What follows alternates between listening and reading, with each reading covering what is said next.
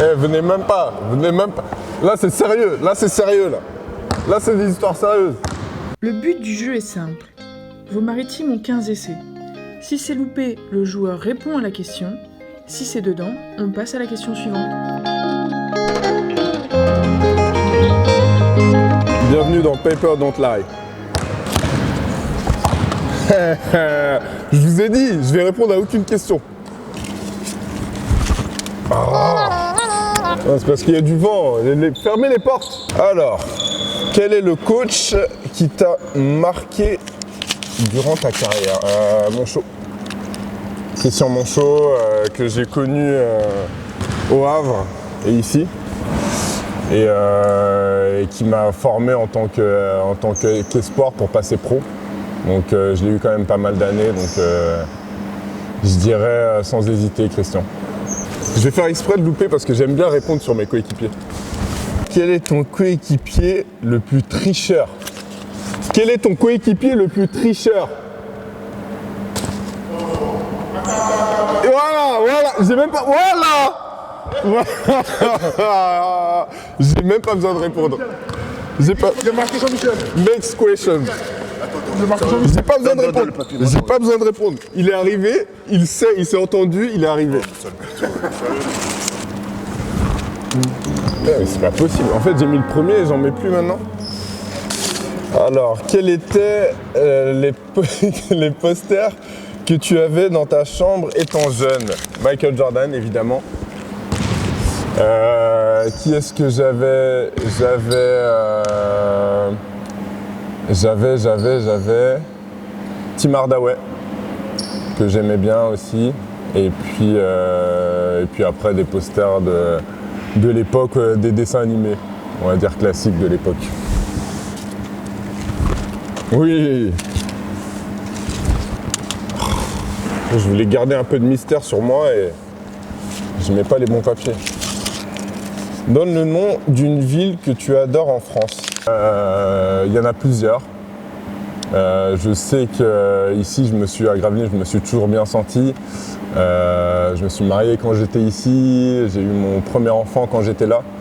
Donc, quelque part, par la force des choses, je suis attaché à cette ville. Et puis quelle ville? J'aime bien Massy aussi parce que j'y ai grandi, j'ai passé une partie de mon enfance et j'y ai pas mal de connaissances. Je suis pas bon dans le ratio là par rapport aux coéquipiers. Alors, quel est le coéquipier qui est toujours en retard? Et j'ai envie de dire un coéquipier, c'est un ex-coéquipier, mais qui a joué ici avec qui j'étais, Solo. Solo, il avait des problèmes avec les horaires, je sais pas. Je pense qu'il était à un autre fuseau horaire. Il était toujours en retard. Mais cette année, franchement, ça va. Je vais garder un peu de mystère sur moi quand même.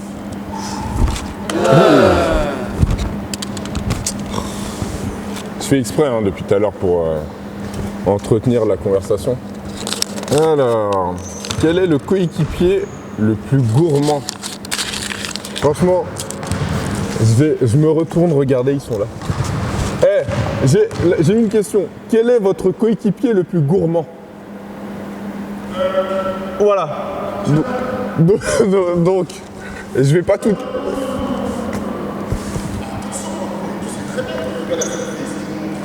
Mais c'est ce que je te dis. Il s'invite chez les gens. C'est... Voilà. Sans hésiter, Alain Coffey.